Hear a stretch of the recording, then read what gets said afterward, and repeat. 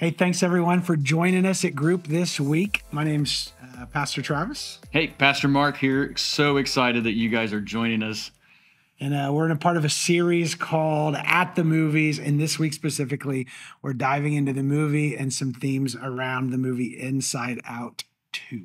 That's right. Inside Out 2. It's this big blockbuster hit. It's had $1.46 billion globally. I mean, it's just a massive movie. I'm sure if you have kids or grandkids, they've talked about it already.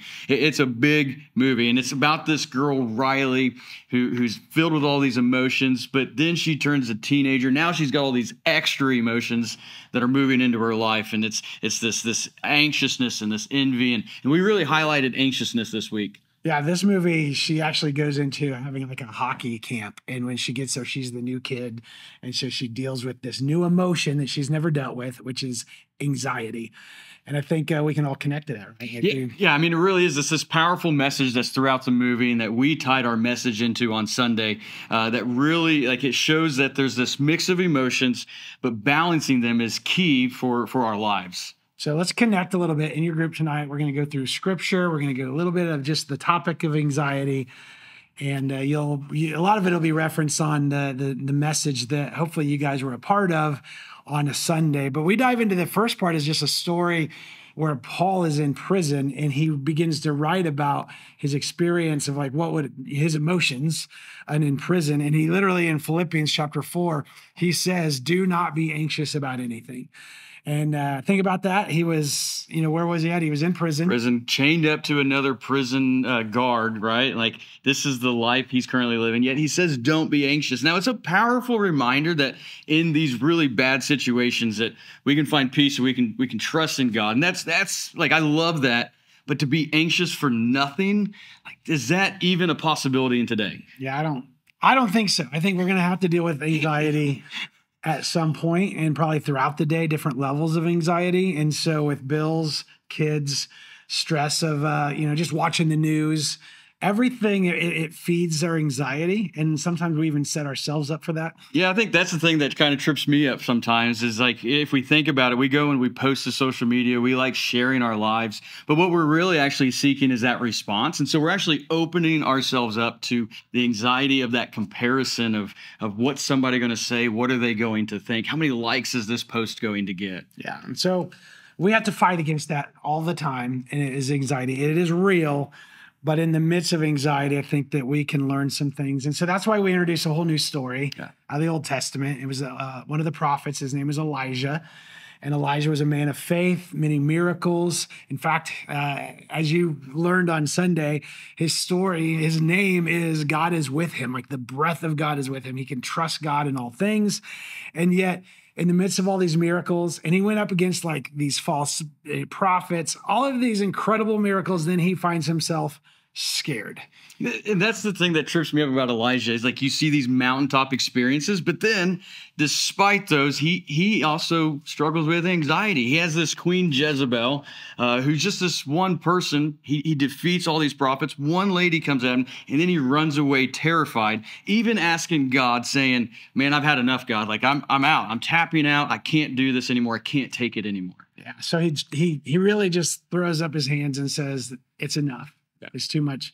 And I think when you learn this story and we unpacked some mistakes that he made, which I would say there's mistakes that we all make. And so tonight, this will be a heart of some of your discussion is unpacking some of these mistakes. But here's some things we learned is a lot of times we run ourselves into the ground. So the reason we have so much anxiety is because of our own doing, our pace. We say yes to too much. We don't slow down. We don't take time to be with God. We don't take time to take an extra breath. And we cram so much into our life and we put so much pressure on our lives that we run ourselves into the ground. And Elijah literally ran, I think it was like... it was like over 100 miles. Yeah, like four marathons. Yeah. One day. That's a full calendar. Yeah. And so he was running, exhausted. And usually when we're the most exhausted is when we open the door to stress and anxiety. Yeah. So really running yourself, you'll talk about that tonight. The second thing you'll be able to talk about a little bit is when we get full of stress and anxiety, we begin to shut people out of our lives. I'm really bad at this. I really am. Like Elijah does that. He leaves his servant behind in Beersheba and goes out by himself and alone. Yeah, a lot of times we're like, I can just handle this by myself, and we don't want anyone in our circle. We don't want to talk about it. And then that's when the enemy really can get It's in. a dangerous place to be in. Create havoc. So you'll talk about that a little bit. What else did we learn? We said that we focus on the negative, and that's what Elijah did. Is he was like, man, I just had enough. He was only focused on the negative, didn't think about all the good things God had done. And I think we do that same thing is because we're in this moment of isolation, because we're exhausted, we're only thinking about the negative things that are happening in our life right now versus looking at all the positive. What has God done for us over the years, and what has God seen us through in our lives? But that leads to point number 4, which is probably the one that's the most detrimental, is that we forget about God. Yeah. And Elijah did that. Yeah, when we're facing our problems, we forget to face and spend time with God, and we keep him out of the picture. And I think that's where Elijah, then God interceded at that moment. Yeah. And invited him into an encounter. And a lot of times we think, oh, that must be like a Sunday morning encounter, hands in the air and the worship bands go. We expect these mountaintop experiences like Elijah had. And so he says, go to this mountain, and he's expecting it, you know, the Lord to speak to him in this grandiose way. But as you'll read tonight and you'll study some of these scriptures and these verses, it was in a very quiet way. Yeah, very much a whisper. And I love that it's the whisper that God reveals himself to Elijah, because that's what speaks to us, is that he does. It's not always these big mountaintop, grandiose experiences. It's this still calm whisper. And that's because he's close to us, like as a friend's talking. And instead of this yelling from a distance, God's like, no, I don't have to do that, because I'm right here with you. I'm right amongst the problem, the situation, whatever it is. And that's why he's just that calm whisper. Yeah, and we need that so much. And so tonight you're going to learn, so through a little movie, that anxiety is real. Through your own life, you're going to realize, obviously, anxiety is real. We don't have to let it control us. We actually can invite God into the process. And hopefully tonight, your guys' group conversations, well, a lot of that will surface. And I really hope you just continue to grow closer.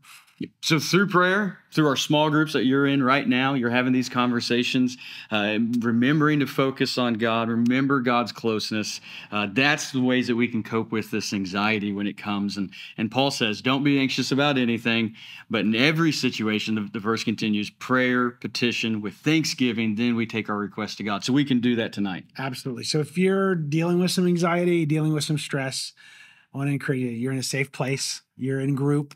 You can talk about these things. You can unpack scripture, but unpack a little bit of your own life too. Rally around one another, support one another, pray with one another. And that's what group is about. So continue this conversation. And until next week, come back to church. Brand new movie, brand new conversation next week. So I'm going to kick it over to your group leader. Yeah, small group leaders, it's yours. Have a great evening, guys. Have a great conversation together.